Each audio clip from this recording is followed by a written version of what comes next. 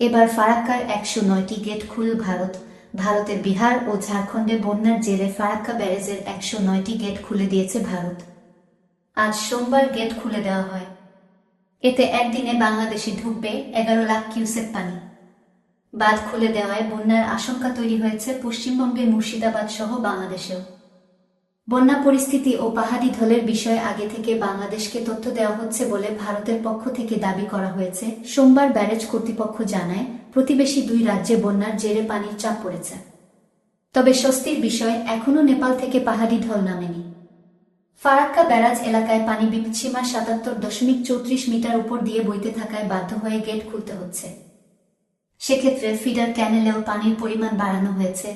Farakka ব্যারেজের general manager আর দেশ পান্ডে বলেন, Farakka barrage কর্তৃপক্ষ সবসময় অ্যালার্ট রয়েছে। প্রতি মুহূর্তে নজর রাখা হচ্ছে।